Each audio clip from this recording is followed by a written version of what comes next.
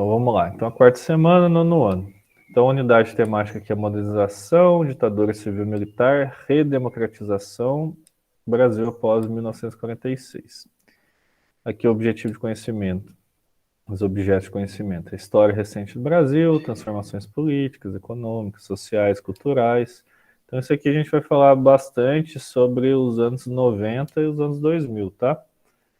Que são os processos políticos que o Brasil sofreu aí com o Fernando Henrique, com a Dilma e etc. E os outros presidentes, né? O Lula e o Bolsonaro. Tá aqui, ó, o nosso menino aqui, ó. Então aqui tá, aqui que eu comecei a aula, né? No caso, comentei um pouco sobre os presidentes, né? Fernando Henrique, o Itamar Franco, o Fernando Collor. Então, eu comentei um pouco de cada presidente. Eu comentei também que Fernando Collor sofreu o processo de impeachment, né? Depois quem assumiu foi Itamar Franco, ele ficou só 2 anos no poder. Depois quem governou o mandato inteiro foi Fernando Henrique, que ele venceu as eleições 94 e 98. Depois veio o Lula, né? Que também fez 2 mandatos. A Dilma, que sofreu impeachment também, e entrou Michel Temer por mais 2 anos. E agora a gente tem o Bolsonaro como presidente. Está aqui 2009, 2019, um tracinho porque ele ainda não saiu da presidência. Então aqui, o textinho abaixo, né, que eu fiquei de ler com vocês. Em relação às questões sociais e à luta pela diminuição da desigualdade, o país avançou bem em algumas áreas e em outras nem tanto. Em relação ao racismo, por exemplo, mesmo com a sua criminalização, negros e negras têm mais dificuldade em completar os estudos, em arrumar empregos e ter salários iguais aos de brancos. Sofre mais com condições precárias de saneamento, saúde pública e justiça. Então, o que acontece? Quando a gente vê o retrospecto do Brasil, né, se a gente pensar lá no passado, as pessoas negras elas foram escravizadas. Então, a escravidão começou lá no período colonial do Brasil, isso que eu estou falando já há mais de 400 anos atrás. E depois que foi abolida a escravidão, em 1888, não houve no Brasil um processo de reintegrar essas pessoas na sociedade. Então, várias pessoas que deixaram a escravidão, eles não entraram, por exemplo, na parte da educação, não tiveram também o mesmo acesso à saúde, foram morar em lugares insalubres, certo? Em barracos e tudo mais. E até hoje a gente vê reflexo disso. Então você vê que boa parte da população pobre no Brasil é de cor negra, certo? São pessoas pretas. E a criminalidade também, a gente vê que a maior parte das pessoas que hoje estão nos presídios e tudo mais são pessoas que têm essa origem africana. Então, esse é um problema que a gente encara no Brasil socialmente, que é resquício da escravidão, tá? E quais são os processos que a gente vê no Brasil de avanço quanto a essas políticas de inclusão social? A gente vê sistema de cotas, né, que faz com que as pessoas que se autodeclaram negra, ela consiga um espaço dentro da universidade pública, dentro de instituições públicas também. Um exemplo disso, se você tiver um concurso, se eu não me engano, 10% das vagas no concurso público são destinadas às pessoas negras. Ah, professor, mas por que tem que ter vaga só para negro? Porque o Brasil, como diz, é um país desigual. Por que é desigual? A população negra no Brasil, segundo o IBGE, é praticamente 50% da população.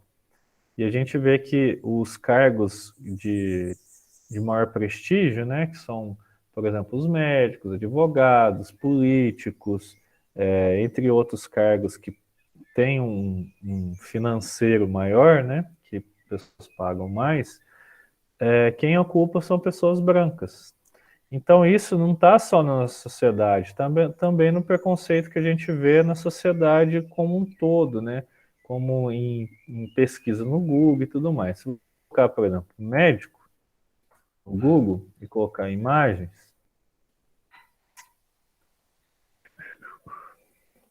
você coloca médicos. Agora tem 3 pessoas aqui que eu vi que são negros. A maior parte das pessoas você vai ver que são pessoas brancas. Ó. Se você for parar para pensar, por exemplo, os professores que você tem na escola, boa parte deles são brancos. Se você for pensar em advogados e tudo mais, são brancos, engenheiros e tudo mais. Por quê? Porque parte dessa sociedade desigual. Fora o racismo, preconceito e tudo mais. Então, o Brasil, aos poucos, ele vai criando um mecanismo para que essas pessoas sejam inseridas nesse contexto, tá? Então, é isso que o texto está falando. As populações indígenas no Brasil também sofrem bastante. Suas terras são invadidas, suas culturas são desrespeitadas. Em 1997, por exemplo, um indígena foi morto ao ter seu corpo totalmente queimado por 4 jovens brancos de classe média alta, na cidade de Brasília. A justificativa desses criminosos para a barbárie, pensamos que fosse um mendigo. Ou seja, na mentalidade de algumas pessoas marginalizadas podem ser incendiadas para a diversão dos ricos. Esse episódio, gente, vocês não eram nascidos, eu era pequenininho na época, foi um episódio assim que a mídia, a TV, né, no caso, divulgou bastante. E hoje em dia, esses jovens aí que fizeram essa atrocidade, né, de queimar uma pessoa viva que estava dormindo num banco lá em Brasília, se não me engano, um desses jovens hoje é um promotor de justiça. Quer ver? Vou até pesquisar isso que eu não tenho certeza. Jovens que atearam fogo em um indígena. Quero ver se vai aparecer. Max Rogério, Antônio Novelli, Cardoso de Vila Nova. Eram Chaves, Tomás Oliveira. Eu queria ver o que eles são hoje. Depois eu vou pesquisar. Se eu não estou enganado, ele é promotor de justiça hoje em dia. Olha para você ver. Um jovem, né, que fez uma atrocidade dessa, hoje em dia é uma pessoa que faz parte do processo de justiça do Brasil.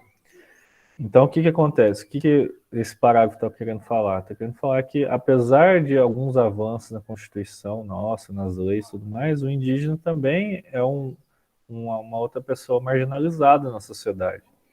Porque as terras deles, agora, por exemplo, vários garimpeiros estão querendo entrar nas terras indígenas para tirar as terras, para extrair o ouro e tudo mais. Então a gente vê que hoje está tendo protestos, né? Porque o Supremo Tribunal Federal está julgando um parecer, né? Se pode ou não os mineradores entrarem dentro dessas terras indígenas para extrair as riquezas, né? E isso para os indígenas é uma coisa muito danosa. Quer ver? Garimpeiros em terras indígenas. Só para vocês verem algumas imagens do que acontece normalmente, né? Então, eles entram na terra indígena e fazem isso aqui, ó. Eles acabam com tudo, tá? Eles cavam vários e vários buracos, eles assoreiam os rios, né? Eles começam a jogar terra dentro dos rios para desviar e tudo mais. Então, acaba devastando o meio ambiente. E é a terra que os indígenas têm para o cultivo, né? Para o cultivo, para a subsistência deles. Então, é algo que a gente vê, né? Várias terras aqui, ó, todas destruídas, certo? Então, os animais se afugentam, o meio ambiente começa a sofrer, contamina a água, porque o garimpeiro, por exemplo, de ouro, ele usa mercúrio, certo? Então, vou colocar para vocês aqui o que o mercúrio causa no organismo nosso. Quer ver? Ó? Perigo, mercúrio. Vai no Google aqui para gente. Ó. O que acontece se você ingerir lá. Consequências da contaminação. Lá. A inalação de altas concentrações de vapor de mercúrio metálico pode causar danos aos pulmões. A inalação crônica proporciona distúrbios neurológicos, problemas de memória, erupções cutâneas e insuficiência renal. Então, olha para você ver, você pode perder seu. Você tem problemas também no pulmão, distúrbios neurológicos, né, porque ele afeta o sistema nervoso. Então, você tem vários problemas com a ingestão do mercúrio. E o que acontece? Os garimpeiros usam o mercúrio para purificar o ouro, tá? Quer ver? Ó? Mercúrio, ouro.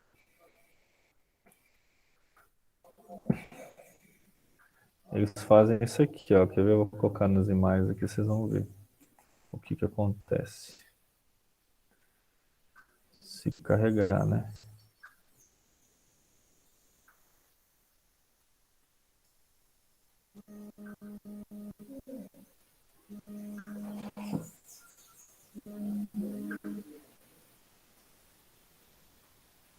Vai. Vocês estão conseguindo ouvir, gente? Dá uma resposta aí. Não sei se a internet travou. Sim. Sim, dá sim. Aí, carregou aqui. Tá? Então tá bom. É porque eu tô usando a internet aqui do Maria, às vezes a internet é meio. Mas aqui, o que eles fazem? Ó? O mercúrio, pra quem não sabe, é um metal líquido, tá? Dentro daqueles termômetros de medir temperatura, aquele filetezinho que aparece dentro do termômetro é mercúrio, tá? Mas aquilo lá não tem problema, tá dentro do vidro e tudo mais. Então ele é um metal líquido, ó. Pode ver que você consegue despejar ele em algum recipiente e tudo mais. Qual que é o problema de usar o mercúrio, né? O problema é que quando você mistura ele com ouro, então o que os garimpeiros fazem? Ó? Eles misturam o mercúrio no ouro. O mercúrio ele tem a capacidade de puxar somente o ouro. Ele é como se fosse, ele se mistura com o ouro, certo? Daí eles pegam o maçarico e queimam isso. Eles vão lá e como se fosse é, não derreter o mercúrio, né? Mas só que esquentar a ponto dele virar vapor de mercúrio. Daí esse vapor as pessoas inalam, ou senão vai para o meio ambiente, vai para a água, vai para outros lugares, contamina os peixes, contamina as plantas, tudo mais. Daí ele fica dessa forma aqui, ó. Ele pega e fica denso ali, fica só o ouro. Então isso é uma prática comum desses garimpeiros fazerem isso, né? Misturar o mercúrio com o ouro. E depois entrar ali com a parte do maçarico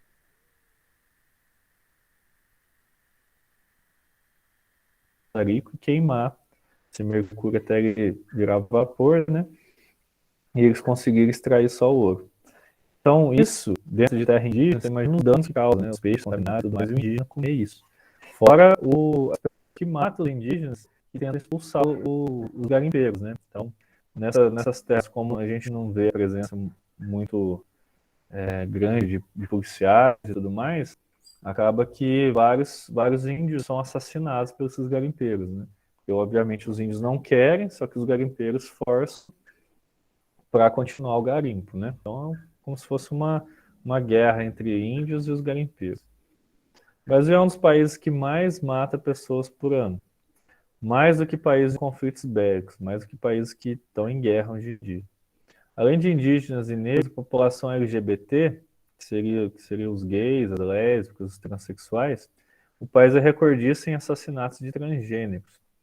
Mulheres e pessoas ligadas a movimentos sociais, trabalhadores rurais sem terra, moradores de rua, dentre outros. Também sofrem com a violência policial e da população em geral.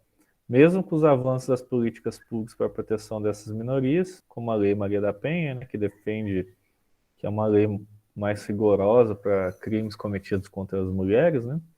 O Brasil ainda é um lugar em que esses grupos sociais correm riscos cotidianos. Temos como exemplo as chacinas em Eldorado dos Carajás, Candelária e Carandiru. Então, essas chacinas são de presidiários, né, que fizeram um motim ou uma manifestação ali, a polícia pegou, entrou nos presídios e matou boa parte das pessoas. Então, o que a gente vê? A gente vê que, por mais que o Brasil avance na parte de políticas e tudo mais, nas leis, impunir as pessoas e tudo mais, ou demarcando terras indígenas, ou concedendo leis que resguardam as pessoas em situação de rua, ou as pessoas que são gays, transexuais e tudo mais, a gente vê que esses crimes ocorrem muito no Brasil. O Brasil, por exemplo, é um dos países que mais matam pessoas LGBT no mundo. Então, esses fatores fazem com que o Brasil seja um dos países que são mais homofóbicos. é uma coisa que a gente deveria combater, mas combate ainda de uma forma muito branda, né? De uma forma muito lenta, uma coisa assim que não tem efetividade. Então o texto está querendo se voltar para isso, tá? Essa questão assim das minorias. O que são as minorias? São as populações que normalmente não são representadas, tá? Por exemplo, a população negra no Brasil chega assim quase 50%. Só que a gente não vê representação da população negra no Senado, na Câmara, na presidência. Então a gente vê pessoas negras inseridas na sociedade, mas normalmente em lugares marginalizados, né? Na favela, na cadeia, vinculado, por exemplo, como sendo um bandido. E a gente não vê essas pessoas ocupando cargos, por exemplo, de políticos, de engenheiros, médicos, advogados, etc., né? Que são as profissões assim que normalmente têm um status social maior, né? Que a gente chama popularmente de doutor, né? Atividades. Vocês têm alguma dúvida sobre o texto, algum questionamento? Vocês queriam falar alguma coisa? Ou tá tranquilo? Tá tranquilo, professor. Não, tô tranquilo. Então tá bom. Se vocês tiverem alguma coisa para colocar, é só falar, tá? Então aqui, ó, número 1. Ok. Faça uma pesquisa na internet. Pode falar. Eu disse que tá ok. Ah, tá? Então aqui, ó. Faça uma pesquisa na internet ou no livro didático e complete o quadro. Então aqui, ó, principais características. Tem aqui do plano Collor, certo? E do plano real. Então, lá naqueles quadrinhos aqui em cima, é só subir aqui para vocês verem. Ele comenta um pouco sobre o plano Collor. Olha lá, aqui, ó. Eleito sobre 2 pilares, combate à corrupção e inflação herdados da ditadura, o governo Collor iniciou o Plano Brasil, Brasil Novo. Troca de moeda, congelamento de preços, confisco da poupança, criação do imposto sobre operações financeiras, que chamam IOF, que existe até hoje. Collor abriu a economia nacional às importações. Em 91, o presidente foi denunciado com cabeça de esquemas de desvio de dinheiro. Então, a pessoa que foi eleita pelo combate à corrupção era também corrupto, né? Daí você pergunta, hoje em dia, professor, como que ele tá? Hoje em dia, ele é um senador. Se eu não me engano, ele é senador. Deixa eu ver aqui. Qual é senador?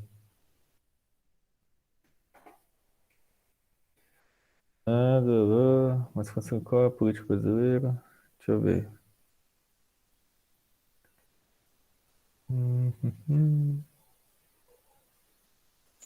Aqui, ó.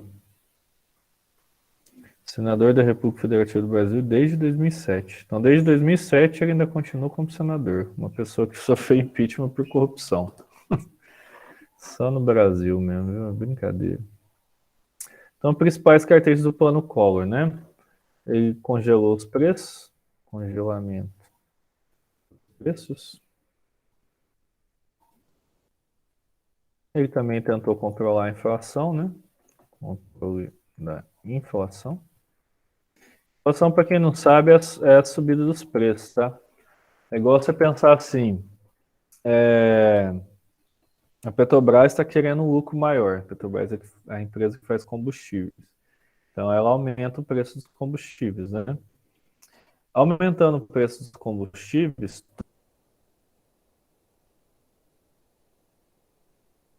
tudo fica caro. Ah, professor, se eu não tenho carro, por que fica caro para mim? Porque você vê isso em outros produtos, porque a boa parte da produção do Brasil ela é transportada por caminhões, né? Então, quando você sobe o óleo diesel, por exemplo, que os caminhões usam para se movimentar, você sobe todos os preços de todas as coisas que vocês imaginam.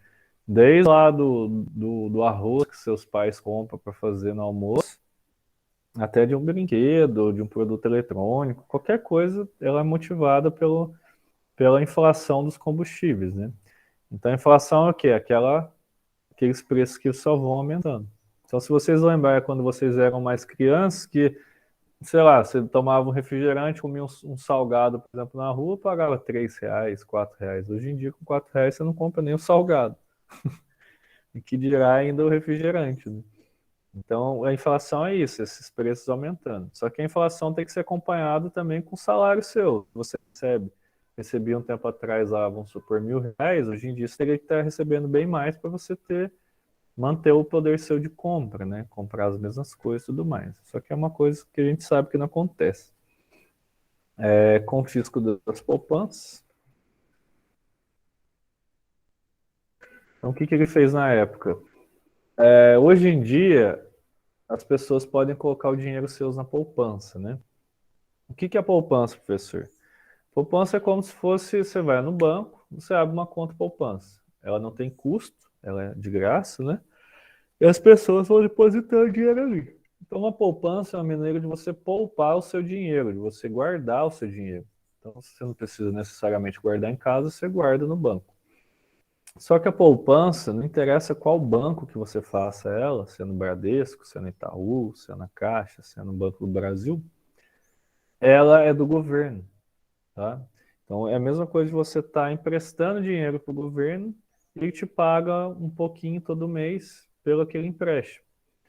Então o governo pega às vezes o dinheiro da poupança para fazer algum benefício, por exemplo, emprestar dinheiro para outras pessoas, construir casa popular e tudo mais, e ela paga juros. Só que o seu dinheiro sempre vai estar lá.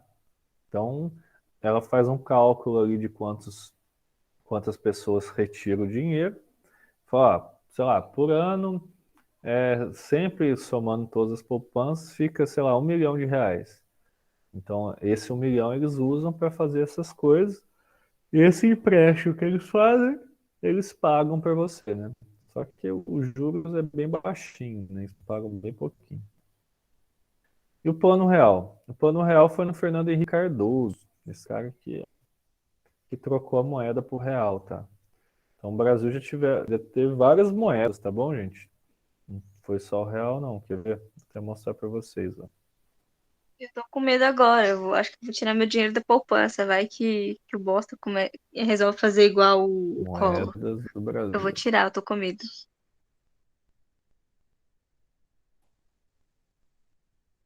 O Collor, o Collor já pegou. Mas você guarda o dinheiro na poupança? Você guarda na poupança o dinheiro seu? Faz isso não. Tem outras alternativas à poupança que rende mais, melhor.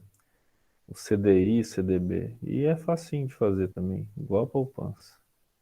Qualquer coisa depois eu comento contigo. Pra você fazer o investimento melhor. Deixa eu ver aqui esse Beleza, site. depois Olha você me lá. ensina, então. Teve, ó, Cruzeiro Real, que foi em 93. Ensino, sim. Teve lá o Cruzeiro, Cruzado Novo, teve o Cruzado, foi o Cruzeiro de novo, teve lá o Cruzeiro Novo, outro Cruzeiro, e já teve o Real também. O Real foi, na verdade, o retorno, né, do Real. Vou voltar aqui.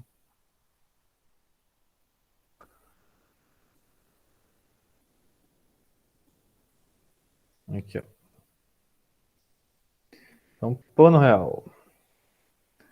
Se estiver falhando aí a aula, depois eu posto lá no YouTube, tá? Então grava certinho, depois vocês conseguem ver lá também. Então aqui é o Plano Real. Controlou a inflação, trocou a moeda, né?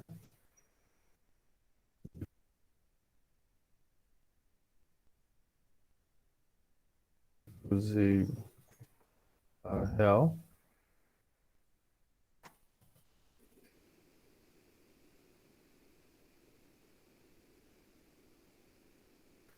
E aumentou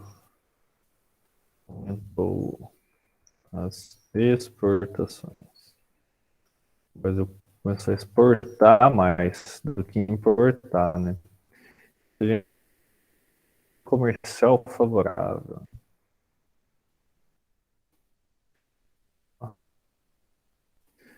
Balança comercial. O que é balança comercial? É a mesma coisa que você pensa no seu salário todo mês. Então, se você gasta mais do que você recebe, você Agora, se você vende mais do que você gasta, daí fica do que importa. Então, isso faz com que a balança sua cresça. Como que eles controlam isso? Através do imposto. Então, hoje em dia o dólar está muito alto e tudo mais, não compensa tanto você importar as coisas. Então, por isso que produto eletrônico, celular, computador estão muito caro. Porque além do imposto tem o dólar, né, que está muito caro. Então, isso acaba desmotivando as pessoas de comprarem mais de fora e acabarem comprando as coisas que são produzidas aqui no Brasil, que são mais baratas, né? Que é 2. Quais foram os principais avanços sociais no Brasil durante o governo Lula e Dilma? Então, durante o governo Lula e Dilma, a gente teve um avanço econômico muito grande. E sociais também. Por exemplo, no governo dos dois foi criada a parte de sistema de cotas nas universidades, cotas também na parte dos concursos públicos, né?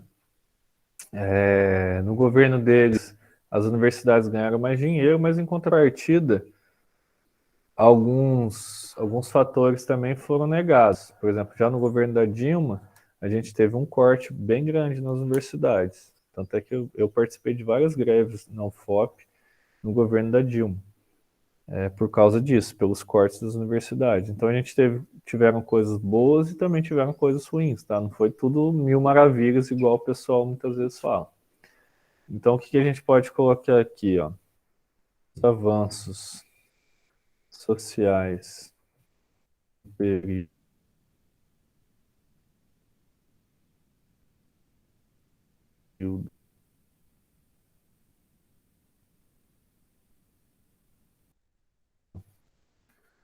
desses presidentes consistiam em sociais, universidades e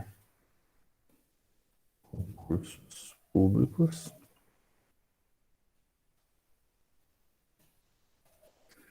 A gente pode colocar aqui também leis de amparo para as minorias. Então ele criou, foi na época dele que criou, por exemplo, a Lei Maria da Penha.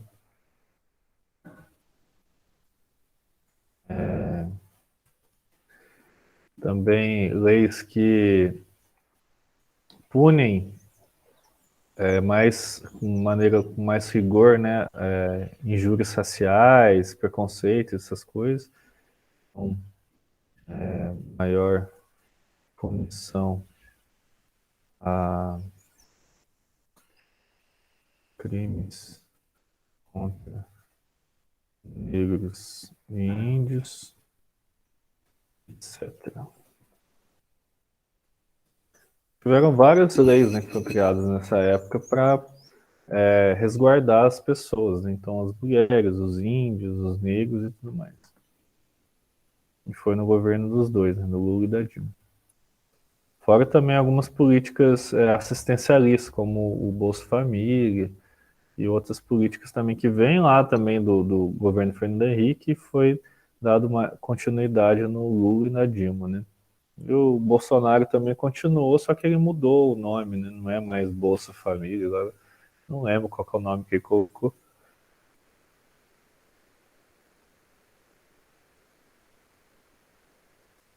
Vou até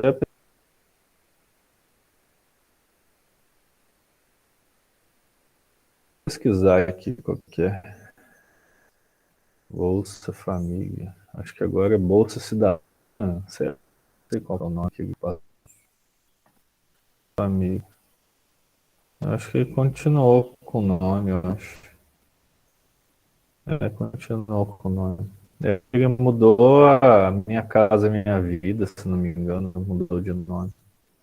Casa Verde e Amarela, parece que mudou. 3. Leia o trecho. De acordo com o Cadastro Geral de Empregados e Desempregados, no período entre novembro de a setembro de 2020, foram gerados 286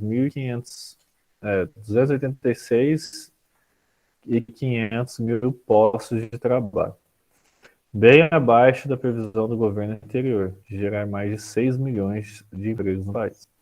Já o desemprego segue persistente em um nível recorde, agravado pela pandemia. No trimestre encerrado em agosto, a taxa medida pelo IBGE ficou em 14,4%, o maior registrado na série histórica da pesquisa iniciada em 2012. Não estou falando que a taxa de desemprego subiu muito. Quais os resultados práticos da reforma trabalhista de 2017? Esses resultados estão de acordo com o esperado pelo discurso pela aprovação dessa reforma?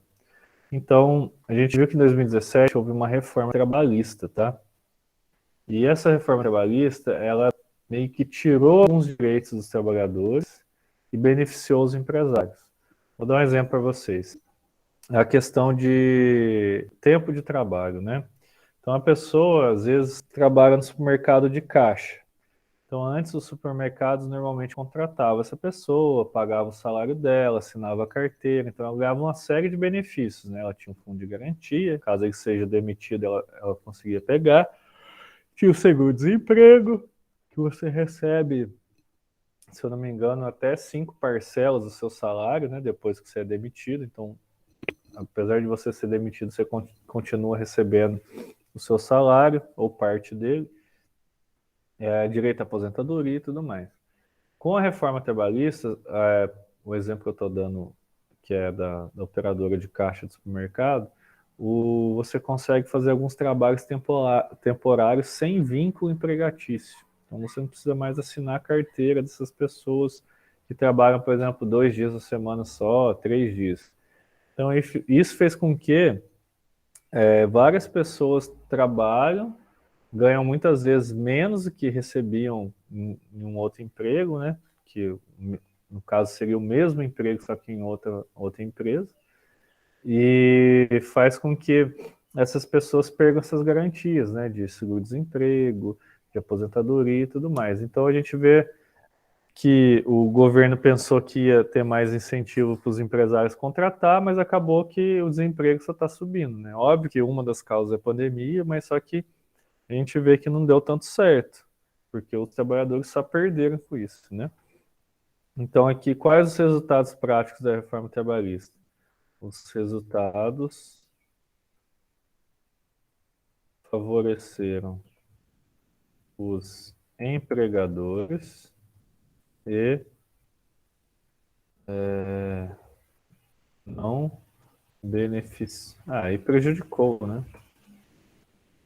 E prejudicou os trabalhadores em seus direitos, né? Esses resultados estão de acordo com o esperado? Os resultados não estão de acordo, pois o desemprego continua subindo no país, enquanto o trabalho não formal... Jorge, me dá licença. Pode falar. Aqui, em relação a essa lei aí, você até me desculpa eu entrar no assunto aí, mas o trabalhador ainda, ele também perde, né, a folga semanal dele, que era do domingo, que antes era remunerada, hoje em dia, né, nos contratos, os contratos serão celebrados entre os patrões, o que eles colocarem também, né, no contrato é aquilo que vai valer, né? Nem a Justiça do Trabalho pode resolver mais. Então, a gente Isso, é uma tem esse outra probleminha, né? mudança. E também o bem lembrado. 13º não terá mais férias. E o Isso. trabalhador Daí só depende do perde, né? contrato. Só perdeu. Isso. Desculpa eu Essa parte entrar aí, também. né? Não, mas não, você está contribuindo. Até parece, não está interrompendo, você está contribuindo. A gente Essa fica parte que a triste, né, Rose... quando ouve. A Essa gente fica parte mesmo que triste a Rose... porque assim... Pode falar, Jorge, desculpa. Não, pode falar, pode comentar. Bacana, pode Então, comentar. eu acredito assim, a gente fica triste porque hoje nós trabalhamos como professor, é diferente, né, do trabalhador fichado, né, vamos dizer assim, né, com carteira assinada, e mas eu tenho membros na minha família que é, né, assalariado, que trabalha em comércios, esses lugares com, por exemplo, material de construção, né? O cara trabalha a semana inteira. Por enquanto, ainda não abre, né? Aqui, por exemplo, em Ouro Preto, que eu moro, não abre nos finais de semana, mas se abrir, o funcionário tem que ir, né? Aqui trabalhando. A vaga, a questão da folga semanal, o 13º, nos próximos contratos serão todos assim, né? O empregador, não acredito que ele vai fazer um contrato que favoreça né, o empregado. Eu quando estava trabalhando em Ouro Preto, eu trabalhava em restaurante, né? Sim. E o primeiro restaurante que eu trabalhei, eles não assinaram minha carteira. E o segundo que eu trabalhei, a minha folga era quarta-feira. Sim. E eu trabalhava todos os outros dias, não tinha hora para sair. Tipo, eu não tenho que reclamar, assim, que, entre aspas, o meu patrão, assim, era gente fina. Tipo, ele fazia coisas além daquilo que estava no contrato e tudo mais. Mas o perigo desse contrato, né, porque hoje em dia, antes a pessoa assinava sua carteira, você trabalhava 40 horas semanais lá, tranquilo, sei lá, 40 e poucas horas semanais, e descansava sábado e domingo. Agora, com o contrato, ele coloca o que ele quiser, e se assinar, tudo bem. Então, você assinou, acabou. Isso. Né? Não vai ter como recorrer, né, na Justiça do Trabalho. Isso é ruim, porque às vezes a pessoa não entende o que está escrito, né? Assina, às vezes precisa, às vezes, muito do emprego, né? E acaba assinando, e o patrão, né, comete alguns abusos, às vezes, no contrato, né? Tem gente que é bacana, né? Faz um contrato bacana, mas, infelizmente, nós estamos no Brasil, a maioria não né? faz contrato bacana, né? A maioria quer te explorar mesmo, né? Com Essa que é a realidade. Quer te verdade. explorar. E o que eu fico triste mesmo é porque o povo não está entendendo. Quando esse contrato realmente começar, né, a vigorar em muitas carteiras profissionais, igual, por exemplo, a questão das férias e 13º, é uma coisa que faz a diferença, né? As pessoas que trabalham o ano inteiro, aí chega no final aguardando o 13º, não terá. Chega no final aguardando as férias, né, não terá, isso vai depender do contrato dele. Mas às vezes ele pode assinar e esperar e achar que, né, que vai ter. Aí toma aquela surpresa, boa parte né? Se a gente que ainda tem um pouquinho mais de atenção quanto a essa parte burocrática, às vezes a gente acaba assinando coisas, por exemplo, no banco que a gente nem sabe o que está cobrando. Sim. Imagina pessoas que são mais humildes, que precisam, às vezes, de um emprego para sustentar a família, e não tem como dizer não, né? Você vai ficar sem salário, e seu filho lá que está passando fome, e sua família que está passando dificuldade. Então, acaba que o empresário, que é o dono do negócio, te propõe um emprego, que ele vai te pagar muito mal por aquilo, e ainda por cima vai passar por cima de vários direitos, né? Que a gente conquistou, né, com o tempo. Isso aí é muito triste.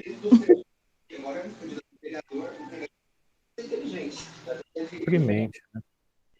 Verdade. Fora que estão querendo privatizar os professores também, né? Daqui a um tempo eles estão querendo mais professor contratado, concursado, não, eles só vão pegar contrato mesmo e vão privatizar. Verdade. Tudo. Mas aqui, obrigada, desculpa. Tem hora que nada parece. Eu falei assim, não, eu vou falar alguma coisa, porque tem coisas que a gente... Não, pode falar. Desculpa. Não, até parece, pode falar. Contribuição é sempre bem-vinda. Deixa eu só dar um ok aqui com o Fran. Ô, Fran. Oi.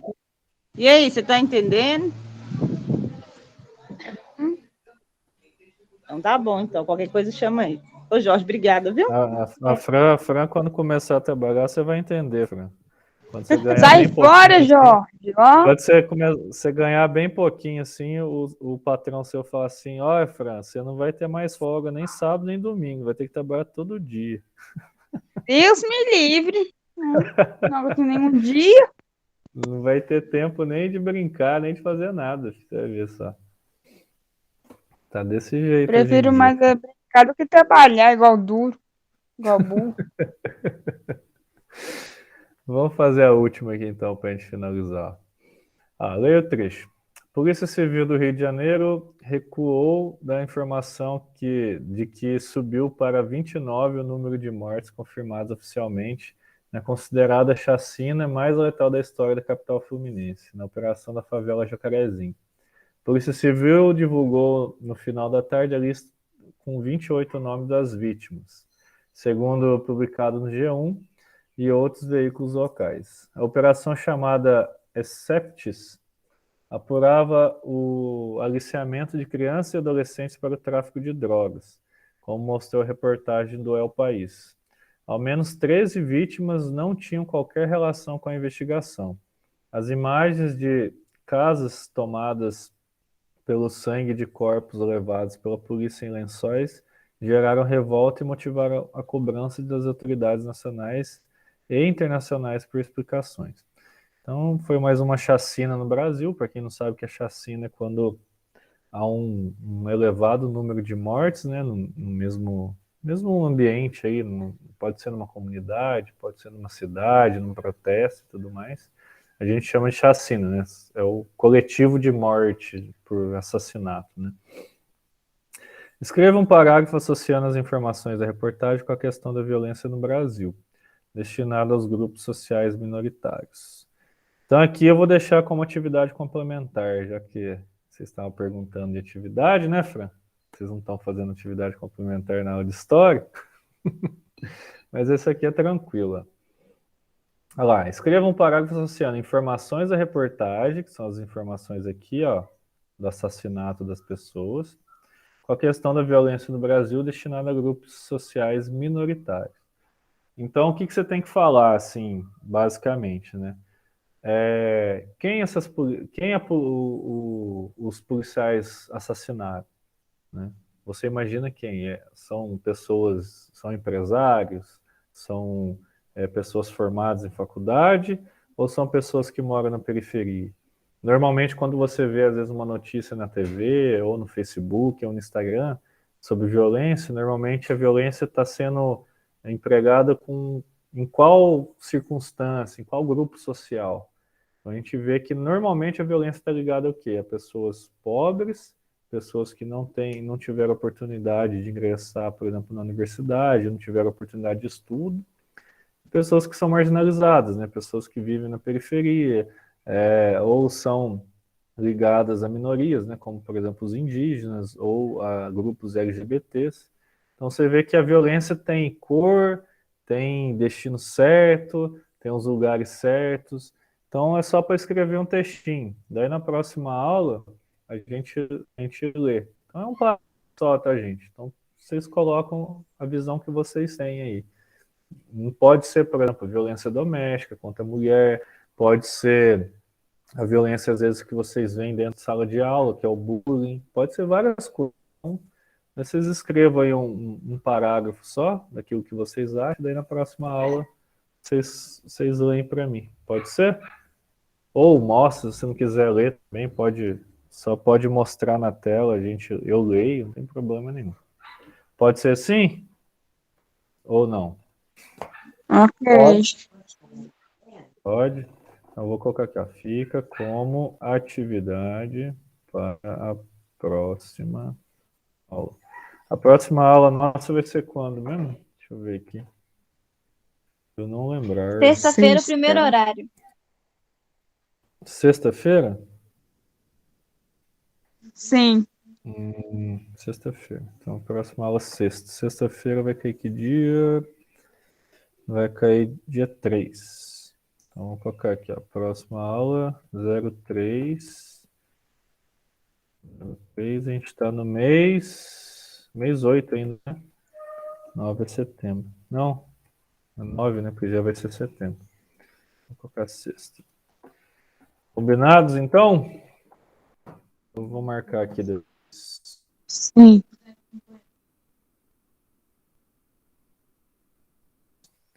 Alguma dúvida, gente? Elogios, críticas?